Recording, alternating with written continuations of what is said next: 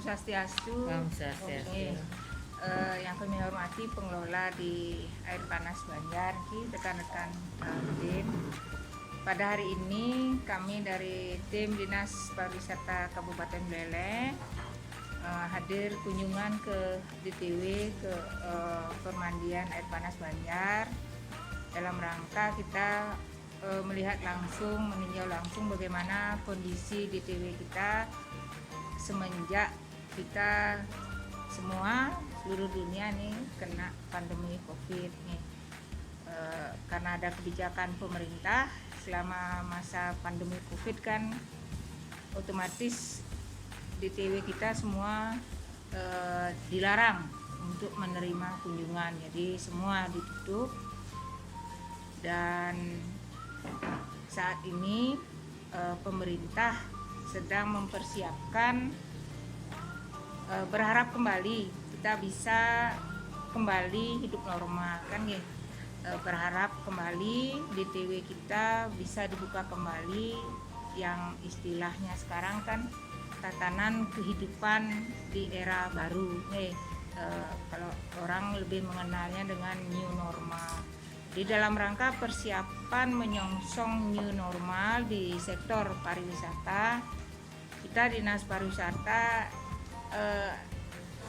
ingin bertukar informasi. Kira-kira apa persiapan pengelola di sini terkait dengan apabila nanti sudah adanya kebijakan bahwa DTW kita bisa dibuka kembali, artinya pengelola di sini sudah bisa menerima kunjungan. Jadi selama hampir 4 bulan nampaknya dari bulan Maret pandemi COVID, kita semua memang sangat berdampak. Di pandemi COVID ini sangat berdampak karena di sini kan mengandalkan sektor pariwisata, jelas sangat berdampak. Mungkin dari pihak pengelola bisa sedikit menceritakan kira-kira punapi niki kondisi di sini setelah adanya kebijakan bahwa ditutup, tidak boleh menerima kunjungan, baik dari sisi penggajian SDM-nya, dari sisi pemeliharaan tempatnya. Jadi kira-kira bagaimana gambaran keadaan di pengaturan di permandian ini setelah adanya kebijakan penutupan objek wisata. Sementara sesuai dengan instruksi gubernur, memang kita mematuhi lah instruksi itu, terutama belum mulai menerima kunjungan. Yang kedua itu juga masalah kesehatan. Nah, selanjutnya sebenarnya kita di sini sudah siaga sekali, kapanpun nanti ada perintah boleh buka, kita sebenarnya sudah siap. Nah, hanya tadi yang perlu disampaikan, apakah itu cuci tangan itu harus siap. Kalau siap, maunya tiap pintu masuk kita kasih tiap pintu masuk, karena di sini itu ada rame, ya, itu kita kasih satu, mungkin di depan kita taruh lagi satu. Nah, masalah yang kita khawatirkan di sini adalah masalah jarak mandi di kolam. Apa bisa nanti diatur jarak mandi di kolam? Nah, karena biasanya ya kalau river di kolam itu dia kadang-kadang bisa dekat, kembali jauh. Ininya punapi dari pihak pengelola, apakah mereka karyawan di sini masih tetap bekerja atau ada pengaturan jam kerja atau dirumahkan untuk ininya karyawan? Sementara Semua dirumahkan. Dirumahkan. Semua. Ya. Berarti tidak digaji. Tidak, Sama sekali tidak Ya. digaji. hanya persenan aja sedikit sampai dengan bulan ini. Mungkin bisa ditambahkan Ya, untuk yang karyawan itu kita sudah tutup dari tanggal 23 Maret. Nggih. Setelah itu diatur untuk jadwal tiket, Nggih. untuk gaji masih 25% 2 kali kemarin bulan April sama Mei. Nggih. 25% untuk semuanya, dan bulan ini mungkin terakhir kita kasih 10% gitu. Berarti ada piket nih. Ada, Selama ada. penutupan ada yang piket. Ada jadwal. Untuk jaga Ya, ini Untuk Ada kebersihan. yang kebersihan mana? nggih. Artinya kan mau ndak mau kan tetap harus Dibayar. dipelihara kan. Untuk persiapan seandainya dibuka jangan sampai kondisinya sudah ini nggih kumuh. Biaya operasional untuk penjagaan kebersihan dan hal yang terkait itu masih kita yang malam ada. Nggih. Berarti sementara dirumahkan nggih. Ya. Nah, terus makin kira-kira persiapan dari pihak pengelola menuju new normal kalau seandainya kebijakan pemerintah bahwa kita sudah bisa membuka DTW, kira-kira persiapan dari pengelola di sini Napi Mantan yang sudah dilakukan. Tahap pertama persiapannya kita lakukan bersih-bersih. Itu dari 4 hari kita sudah lakukan bersih-bersih lingkungan, dan nantinya mungkin Sarpras gimana? Sarpras misalnya cuci tangan. Kira-kira ada kerjasama nggak dengan gugus tugas di pihak dari desa mungkin? Ada bantuan cuci tangan mungkin? Belum. Karena kita menyongsong era new normal ini, kalau seandainya nanti DTW ini dibuka kembali untuk kunjungan umum, jadi harapan kita, tidak harapan, wajib wajib DTW itu mengikuti protokol kesehatan. Nggih. Ya, itu pasti. Sarpras wajib cuci tangan wajib, kemudian hand sanitizer, kemudian termogan untuk ukur suhu pengunjung. Jadi sebelum mereka masuk wajib diukur suhu tubuhnya, kemudian masker wajib ada masker, kemudian face shield bagi petugas penjaganya. Mungkin kalau yang di dalam di ruang loket kasirnya mungkin pakai handscoon nih, jadi selop tangan. Jadi kita berharap kunjungan bisa kembali normal, malah harapan kita sih kembali meningkat, tetapi dengan catatan kita wajib mengikuti protokol kesehatan. Jadi untuk menjaga pencegahan pemaparan COVID baik kepada pengunjung itu sendiri maupun ke kita. Nah, dari pihak pengelola, karyawan sendiri juga harus dipastikan kondisi kesehatannya. Jangan sampai ada karyawan kita yang sudah dalam kondisi demam piket, jadi tetap juga harus diukur suhu tubuhnya. Jangan sampai kita hanya menyarankan pengunjung yang sehat, tetapi kita petugas dalam kondisi tidak sehat. Harapannya pengunjung sehat, petugas juga dalam kondisi sehat.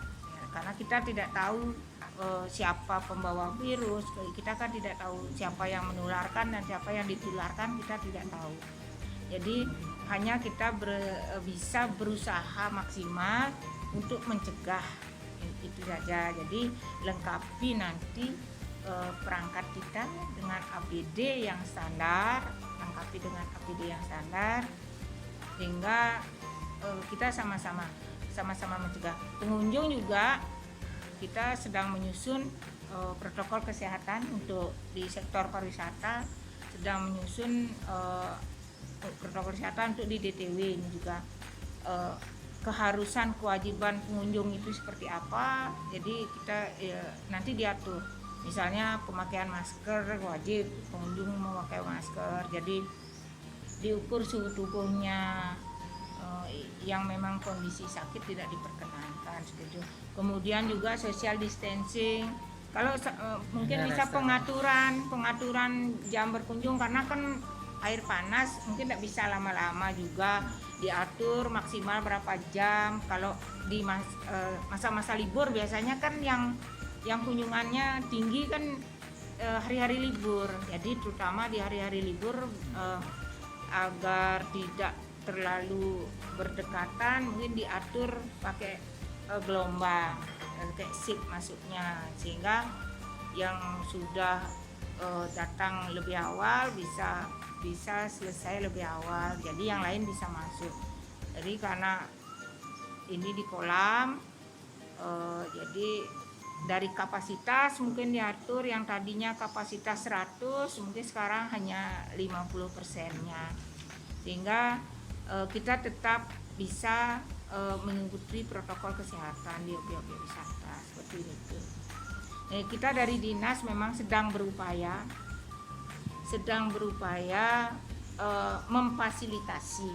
memfasilitasi untuk sarana prasarana maupun APD bagi DTW yang bekerja sama dengan pemerintah.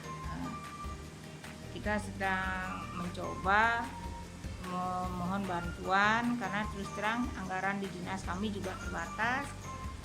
Kami sedang mencoba meminta dana CSR dari bank juga untuk masker, handsun, kemudian juga face shield, termogan, termasuk tempat cuci tangan. Kita juga sudah mohon bantuan ke BPBD karena bantuan untuk penanganan COVID kan satu pintu di BPBD.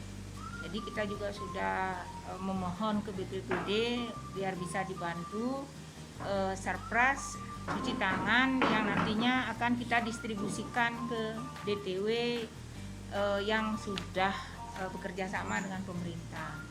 Jadi itu upaya kami sehingga harapan kita kunjungan ke objek ini bisa kembali normal. Ya harapan kita memang biar bisa dibuka kembali.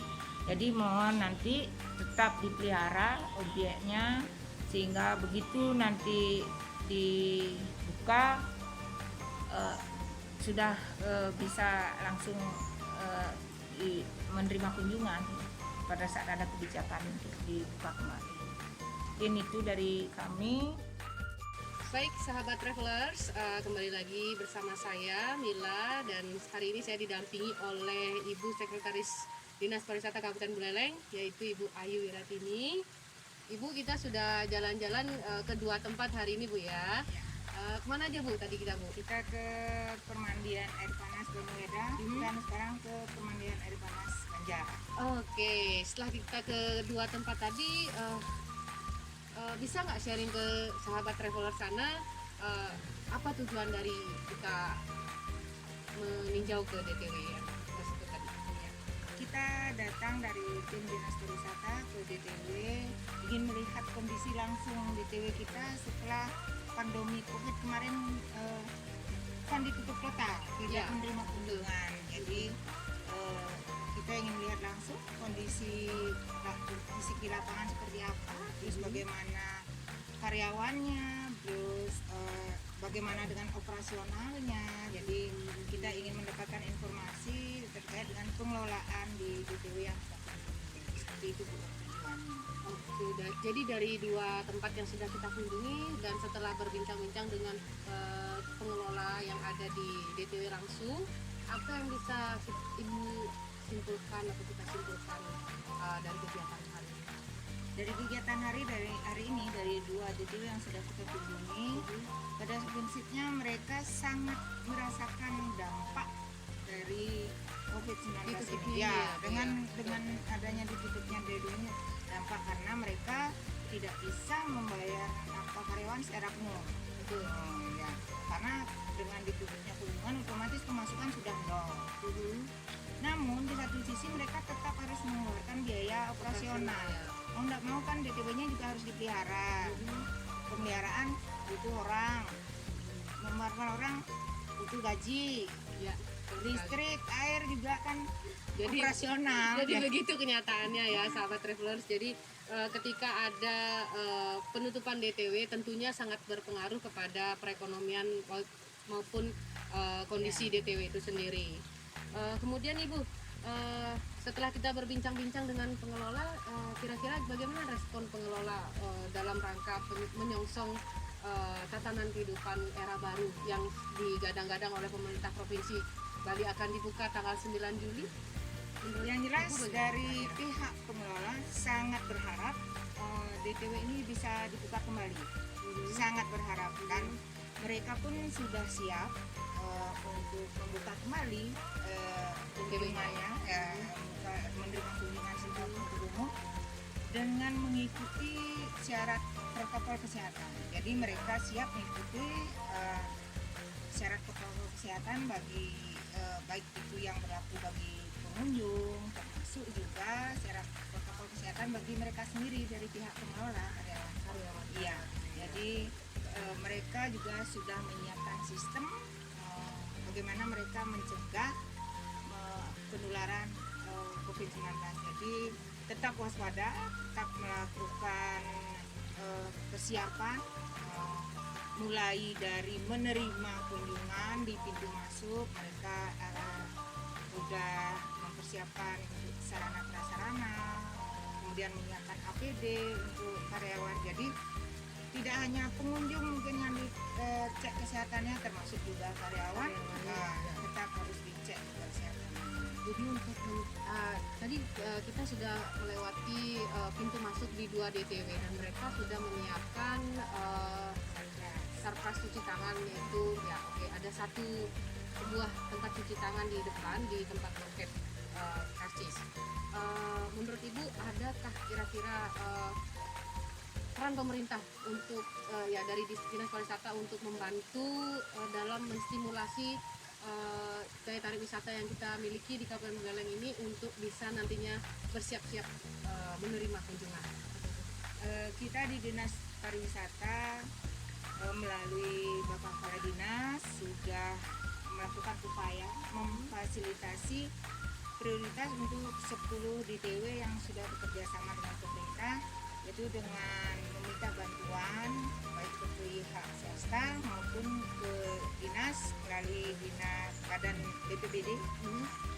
Jadi kita mohon bantuan APD baik itu langsung untuk kita nanti prioritaskan untuk petugas kasir kita, kemudian masker untuk petugas di depan yang ada di loket, kemudian face shield, termogan untuk mengukur suhu tubuh pengunjung, termasuk mengukur suhu tubuh petugas karyawan yang memang tugas piket pada hari itu.